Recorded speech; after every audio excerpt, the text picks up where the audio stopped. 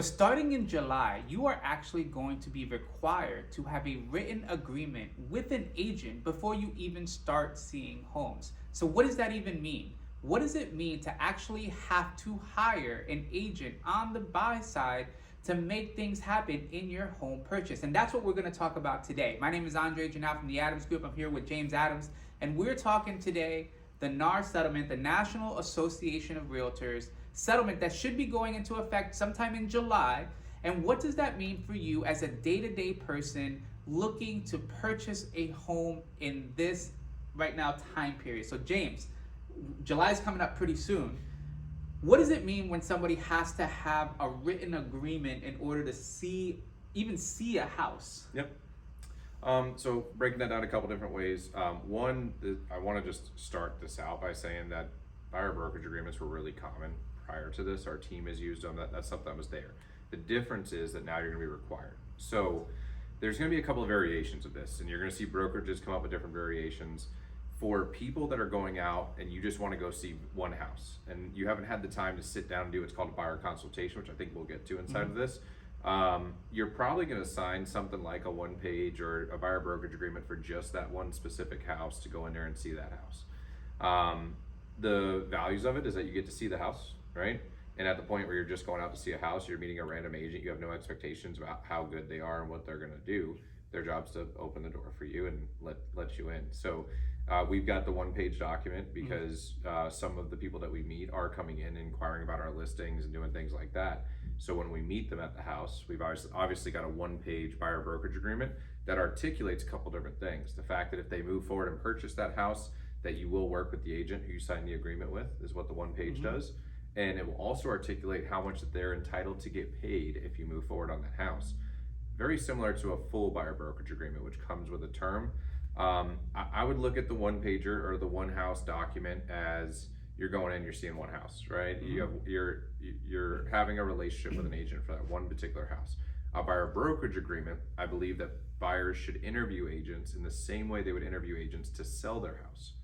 No different than when you sell your house. You have an agreement in place for a term of time that shows exactly what the agent's going to get paid and what responsibilities that they have to you and that you have to them. Right, and so that's a single showing. So now, you mentioned something called a buyer brokerage agreement. So just for everybody who's watching, so the default relationship in Florida is something called a transaction broker, okay? And so when we meet and we don't have an agreement, by default, we're considered transaction broker. Yep. And one of the key differences is something that we talk about a lot called limited confidentiality, right? Which is, I think, one of the key elements of differentiation between transaction and what's actually going to be required. And what's going to be required is that you are signing on with an agent to switch to something called single agency. Yep. Okay. And so there are some overlapping things that are in both transaction broker and single agent, which they're similar yet so different. So talk a little bit about what is the biggest benefit for a person to be in a single agent relationship with a realtor? Well, so this is honestly one of the benefits of having to sign buyer brokerage agreements, right? If you bought a house in Florida and you're watching this, I want you to think back to the transaction. And did you and your agent speak about the difference between transaction brokerage and single agency? Did you sign a buyer brokerage agreement with your agent? And the answers to these questions I've asked a ton of people is, for the most part, no, right? So they don't know the difference between single agency and transaction broker. And the default in the state of Florida, like you said, was transaction broker. So if you bought a home in the state of Florida and these are all foreign terms to you, it means that they were acting as a transaction broker. I want to start there because the benefit of doing this is that now you should have an option. I will tell you that dependent on which brokerage that the agent is with, there are brokerages here locally that are requiring that their agents act as transaction broker, which I don't agree with. I think that we should work as single agents, me personally, and for these reasons. So transaction broker, in the simplest way that I could break it down, is somebody who's working to have a transaction happen. They are trying to bring two parties together to make a transaction happen. They're not working to the detriment of one side or the other. They're working to bring a transaction together. A single agent is working for one single person to the detriment of the other side, right? So when we break these down, the key differences is that under transaction broker, you get limited confidentiality. That limited confidentiality will prevent disclosure that the seller will accept a price less than the listed or asking price, unless permission has been given to the buyer's agent in writing from that party that they can disclose a lower price. Now, I will tell you my experience, this comes up, right? Like this definitely comes up, and as a transaction broker, having to keep your mouth shut in that spot is hard because I'm working with this person. I don't even know this person, right? Like this is the person I want to help. Now in single agency, you get full confidentiality as the party, but you also get full disclosure, which means that I am actually signed to tell you everything that I hear. It opens up the lines, it opens it up for me to represent your best interests, as opposed to working to make a transaction happen and having handcuffs on with things like limited confidentiality. So to me, the key differences are for single agency, you get loyalty, you get confidentiality, you get full disclosure, and you get obedience. Right. And I kind of tell obedience in there because I'm going to advise. Our team advises. We do comprehensive analysis on any home that you're going to make an offer on. We're going to advise you on price. We're going to advise you inside of what decisions that you're making. But at the end of the day, sometimes people want to make a decision that's against our advice. We are obedient to your decisions because yes, we're here to have your back, essentially is what we're here to do, but you're the one who's choosing. If you want to spend an extra $100,000 because you get to wake up and look at the manatees, what am I gonna do? Tell you no? You can't do that, right? Like that's where that obedience comes in. But I think this change is gonna really open up the eyes. In my personal opinion, if I'm buying a house or transacting in any way in the state of Florida and I'm hiring an agent, they're gonna work for me as a single agent. Okay. Now this is a logical question. If let's just say, these buyer brokers in general, what recourse does a buyer have if they're not vibing with the agent, right? Or how bound are they to these? So there is a termination section of that agreement that I think everybody should read and go through. One of the things that I'll explain for our team, I can't speak for everybody else, our reviews are built on the fact that we do really good job for people. We have nothing but 5-star reviews everywhere that you look. So inside of every single one of our agreements, we tell everybody, hey, look, if you want to tear this up at any point because you think that we're a jerk or you don't want to work with us, we will happily rip this up. We do want to understand why. And there's one caveat to that. We are not going to rip up our agreements because you went and saw an open house with somebody else and decided to write the offer with them. That is not fair to us. We've already invested time with you. We had an agreement in place. That's just logical why we wouldn't do it in that one particular case. But if you don't want to work with us, we've built off of positive feedback from people that we've served. The exact opposite is tying somebody to an agreement that they don't want to be in. So there is a termination section of that buyer brokerage agreement. If you're watching this as you're interviewing other agents, look at that termination section, make sure you fully understand it and ask these questions. If you're working with us, there's no obligation whatsoever. And then the other thing that comes up in discussion is, and I think we've talked about how it's not always clear, is how do agents actually get compensated, right? And because I think there's a bit of a misnomer, misconception about how is it that an agent actually gets paid, why certain things have changed in it, and what's changing now that would require, I think, a shift in kind of like understanding, if you bought a home before, that it's not quite going to look the same way that it did before. Well, I want to touch on that. 38% of buyers believe that their agent gets paid at closing, and I've had a ton of cases where they get the settlement statement, and we didn't have a buyer brokerage agreement in place. I was getting compensated by the listing broker, and they're like, "Wait, where's your commission?" Because they actually think that they're going to pay us. So, there's a lot of folks watching this that might come as a shock to.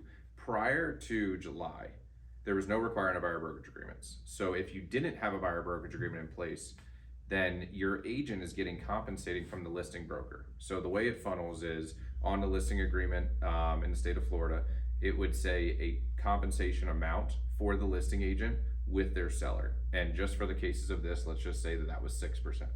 And there's no standards or regulation. I don't want to get myself in a pickle here as we're going through this, but this is an example. And then let's say out of that, in the section below, it says cooperating with agents. In that section, they would maybe put 3%. So then they had permission from the seller to authorize to give 3% to a cooperating broker who brings a buyer. Right. So the way in which a buyer's agent was compensated typically in the state of Florida was in that same avenue. Now, after July, that doesn't just go away, right? The sellers have always had the right to offer 0 to a buyer's agent. There's no difference there. The change in the MLS, we can get into like finicky, because we don't really need to go there right now, but they've always had the right to offer 0. Now, do you think that a ton of them are going to offer zero? I don't. I think at first there will be some that say, oh, I don't have to pay a buyer's agent. And there's going to be some listing agents who say, sure, instead of saying, hey, that's really going to limit the amount of buyers that come to your house because they're still going to have agents that need compensation. Right. So I go a little fast. I've seen you like wanting to break me down a little bit there. But I want to touch on it because the way it's going to happen after July is you're going to have an agreement with your agent. There's going to be a certain commission that's on that agreement. The listing agent is most likely still going to have some level of compensation that offsets the number that's on that agreement. Mm-hmm. So there's going to usually be a delta, and that's what the buyer is going to be responsible for. Now from there, there's ways that you can get through that in terms of seller credit in order to offset it. If you want to lower your closing costs, it's always been a tool to lower closing costs. But that delta between what is being offered and what is on the agreement is going to be the difference that the buyer is responsible for. Okay. And so what are some of the options available?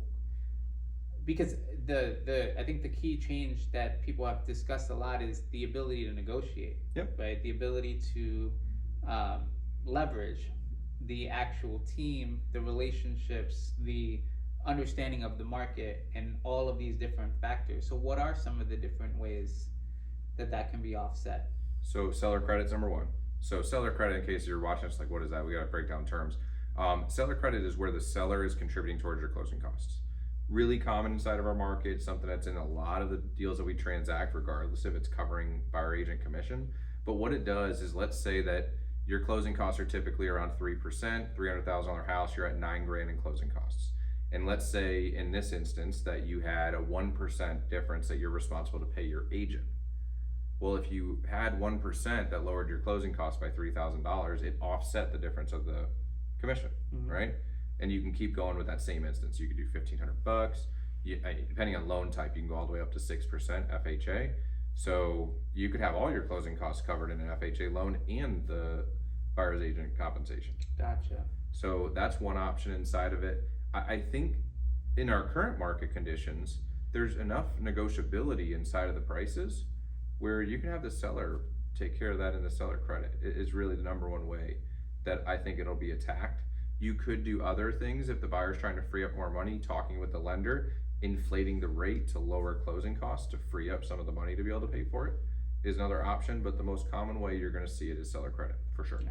And so sellers have been saying, so does this mean I don't have to pay a buyer's agent anymore? Yep.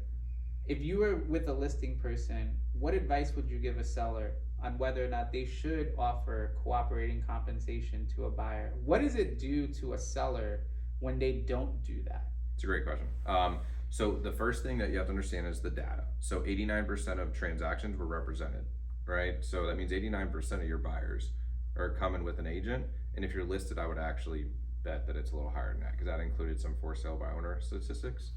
So if they're coming and they have an agent, I want you to think about that buyer, the fact that they've got a down payment, if they've got a loan or they're paying cash. They've got closing costs if they have a loan coming, and now they're gonna be responsible for buyer agent commission. So inside of the deal on your house, they could be looking at yours and there's zero offered, and they can be looking at one that is 10 doors down and there's a certain level of compensation that's offered. And if those two houses are comparable and competitive, and they're in the same price range, why in the world would they ever choose your house? Right. And to give you a simple example of that, the most common house in Spring Hill is a 3-bed, 2-bath, anywhere from 15 to 1,800 square feet. Would you agree with that? Yep. There's 188 of them for sale right now as of this recording that I saw in Hernando County. Yep. So that means you're competing as a seller, if you're in that range, with 188 other homes. And it goes back down to marketing, right? How do you want your home to stand out amongst 188 other competitors who are very, very, very similar to yours? Yep. And so what are you offering? Yeah. Right? It's essentially the carrot dangle, right? And it can do a lot of different ways. For our sellers, I have walked, this has been a really common question as I sit down inside of the appointments, and I just walk them through it. It just makes logical sense. I think that if you want to sell your house, you have to understand all the factors. You have the right not to offer a buyer agent compensation, but you need to understand the detriment that could put you in. For every pro, there's a con, Right. The flip it over, if you're offering compensation, the con is that your perceived net goes down. But the thing is that if you don't offer it, it's still going to come out at some point, and it may take longer for your house to sell, which even more diminishes your sale price to list price ratio. My gut is that for the sellers that do this and the agents that don't, I'm not saying tell them no, you can't do that, but like that don't combat it and show them the reasons why, those sellers are going to get a lower net because their homes are going to stay on the market longer, and they're finally going to get an offer that involves seller concessions in order to make a deal get done. Now, do you think the benefit of hindsight, because I think, and this has been my experience, that everybody believes a certain thing about what their house could sell for, Yep. whether you show them the data or not. And so they're like, they wonder whether or not they should just shoot for the fences and then just make those adjustments later. Yeah, I think that that's a really common mindset, and in my experience right now with the market that we're in, we do a high level of marketing, and we've had listings that sit that are well priced. Right. So if you want to overprice and undercompensate, that's a really dangerous game inside of this market. It's something where you'll be many days on market before you make that adjustment, and ultimately it's going to hurt your sale price list price ratio, and I'm seeing it right now where those listings are coming out much lower. Right. And if you think about the idea of selling a home, it's like, I think it's three main things. You want to sell it for the most amount of money in the least amount of time possible with the least amount of hassle to you. Yep. Right? So if those things can be achieved by pricing it correctly, exposing it to the most amount of people possible, and enlisting the help of every single agent in Hernando County to bring you a person for this home, Yep. then you're going to essentially get the most amount that you possibly could have gotten. Yep. In that sense. And I also think that this change, so I want to go back to the buyer. I think that this change is going to help sellers, because for somebody to get to where they sign a buyer brokerage agreement, just imagine a seller, right? Because this is the more common side. An agent literally walks in and doesn't consult you at all and tells you to sign a listing agreement, like doesn't tell you what they're going to do, how we're going to handle this process, how things are going to happen. Listings happen a lot more smoothly because we have to articulate the process. We have to articulate what we're going to do. The same exact thing is going to happen with a buyer, right? So that buyer is going to be prepared inside of, I want to talk about that for a second, but they're going to be prepared for what the process looks like, how to handle it when we move forward, what's going to happen next. And if that buyer is more prepared, we're going to have less deals fall apart. We're going to have less back on markets, because we're going to have more educated buyers that understand the process and are handling it the right way. Instead of going into a house where they have their own mindset of how things are going to work, they make the offer, they're not coached on how things should go down, they end up fleeing away from situations that are really easy to solve. The back on market problem is going to level out. You're going to have more educated buyers that understand the process, and I think that we're going to have more seamless transactions the deeper into the buyer brokerage era that we go. Yeah. And I think that when we're looking at the buy side of the equation, your infrastructure is going to matter the most. Yep. So what most people, especially if you're a first-time home buyer, you don't understand the relationship with your lender. You don't understand the relationship with a quality home inspector. Yep. Where these pieces that are coming together, that are being brought together by the agent and that team, for the most part a team, Yep. have been curated so that you have the very best service providers possible on probably one of the, for the most average American, the largest single investment purchase that they'll make in their entire life. So it would make logical sense that you would want not only somebody who can articulate all of the different things and how they're going to happen, but also has the team around them that is of a high level to make sure that by the time that process is complete, that everything has been done. So, yeah, 100%. The thing to know, when your agent, whether it's us or whether it's somebody else, when your agent is referring you to a lender, when they're referring you to a title company, the title company, the lender, the agent only get paid when you close. They don't get compensated. They don't make a profit. It's not a business transaction to them until you close. So you closing is extremely important, because there's a risk of time invested that doesn't get realized until you close. Right. So when you're looking for a recommendation, please don't just choose some random lender. You're literally picking out of a hat somebody that you have absolutely no idea of, And the agent that you're working with, like for us, we've seen hundreds of transactions with the folks that we're working with. Right. We know that you're going to get to the finish line with them. We know that they're probably going to vet you up front and you're going to avoid those problems. So take the advice of that. And I think that this ties in really well to the point of the consultation, right? So for everybody that we sit down with, I want to go back to the first part of like calling an agent to go see a house means that you see the value of an agent for them opening the door, right? That's the value of the agent. If you can go to your agent and they're an expert way before you ever want to transact, there are so many things that we can do to help get somebody ready. Once we really understand their needs, we really understand what they want to accomplish. Do we need which type of loan types do we need? How do we tag the lender in to figure out, is this person best for VA, FHA, conventional? Or maybe inside of their price bracket, we'd really like to have a renovation loan so that we can find a little bit less expensive home, put some renovations into it, get some equity built in, and get them a nicer home inside of their bracket. But these things take preparation. You may go into this thinking that you're doing it one way, but trust the experts who have done it over and over and over to open those avenues up. So in the consultation, we understand the needs, we really get clear on what you're trying to accomplish, and we take that to develop a strategic plan with you. And then after we articulate a strategic plan, we go over the process of how the plan is going to get executed, right? What happens as we're viewing homes? What happens when we start a negotiation? What happens right after we go under contract? What is escrow? How do inspections get done? How do they get scheduled? Which inspections do you need? How much do they cost? When does the appraisal get ordered? How does it get done? What happens if it comes in short on the appraisal? What happens if we have a title issue? These are all things that you should be prepared for before you start. And we always give a copy of the contract to every single one of our clients because who in the world wants to go see a house and then sign a document that's 13 pages long that's been written by a board of lawyers?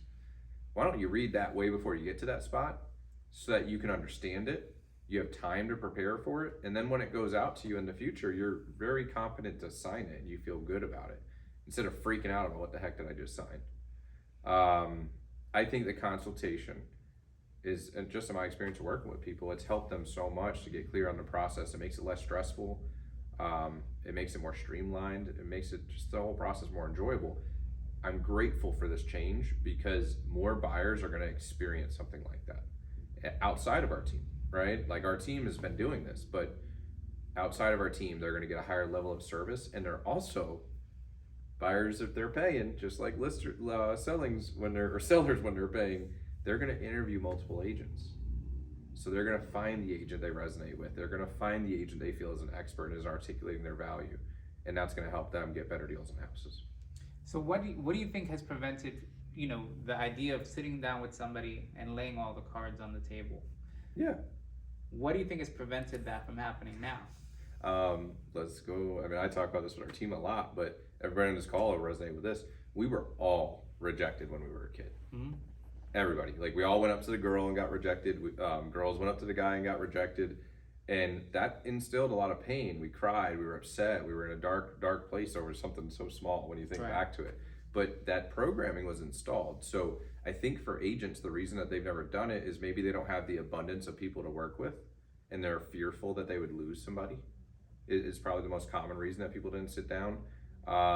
Maybe they didn't believe in it. Maybe they didn't believe that their pay should be determined on their own accord. Because if you're an agent, this is good for all the buyers and sellers to understand. If you didn't sign buyer brokerage agreements before, your pay was determined unknowingly. First of all, you started the job, you had no idea what you were going to get paid. And your pay was ultimately determined by a seller that you've never met and a listing agent who may or may not be able to negotiate their value. That's just insane. Like everybody watching this, knew that that's how we got paid as buyer's agents. They probably wouldn't have even wanted that for us. That's like them waking up, getting some job, they don't know how long it's going to take, they relatively know what the duties entailed are, and they don't know what they're going to get paid. Ain't nobody on this call watching this going to go to work. You're not doing that. Yeah. I think it's fear. I think fear of loss is why agents didn't choose to do it. And they may not have really understood the benefits of the consultation being paired with it to create a better experience for their client and themselves. Well, what about the buyers who have never saw the value in it? Because that happens pretty frequently too. When you offer a consult, and this is just being organic, because at the end, what everybody needs to understand is like before it was, I'm not going to say it's like was optional, because it really was optional. Yep. Now it's not. Now buyers particularly are going to be forced to choose someone. And so now the option has been really taken away. It's where you actually, pen to paper, are going to have to commit to someone. And they haven't always wanted to commit to someone in the past because it hasn't been culture, right? At least in our county, hasn't been culture that a buyer does this. Because I think if you look at percentages, it's not as if it was a high percentage already. Like a good amount functioned on transaction broker. Yeah. Yep. And myself included, like, you know, just because it just organically, good, bad, or indifferent, it was just how the culture was. Now buyers are going to have to now make a decision, but they haven't made that decision in the past. So I was sitting here kind of daydreaming about it, and culturally, I think that people do not value agents. Culturally, I think that when things start, they think that we open doors, and that's our fault. That's not their fault. That's what they've been conditioned on by what they've read and what they've watched and what's been inside of movies, and that's not their fault. That's their vision of what this is, that this is somebody that's, you know, I guess I need them in order to get in the door and to write the contract, but like they didn't see any intrinsic value in what we did, and that's our fault for the way that this has been articulated over the last few decades. Right. So when you ask me that question, the first thing is that they don't believe that the value is there. They actually believe that their knowledge without ever performing a transaction is gonna be better for them than using somebody else, is the first thing. It's a little bit of pride maybe involved inside of that, but they believe because they care about themselves that they're going to do the research and that they're going to figure it out in a better way than this person, because they don't believe that this person maybe cares about them. Right. And maybe that's an avenue. I think that this change is going to cause them to look at this a little deeper, and you're going to have agents coming out the woodworks and articulating what is the real value of working with us way before you want to transact, which is going to help to better educate people on what we actually do and what our value is. And I think that the agents who maybe didn't really articulate their value well maybe won't be here, is another truth of it. So you're gonna end up getting a boiled down culture of really professional agents, which I look forward to. Do you think 50% of the agents will be gone? Yeah. Yep. It's happening right now. So it's kind of a perfect storm.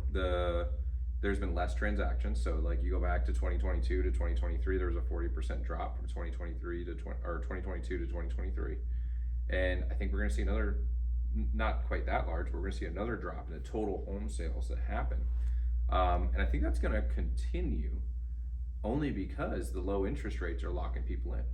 So your traditional amount of time that people take to sell, I think it's going to be a little longer because they're going to rationalize keeping their house longer.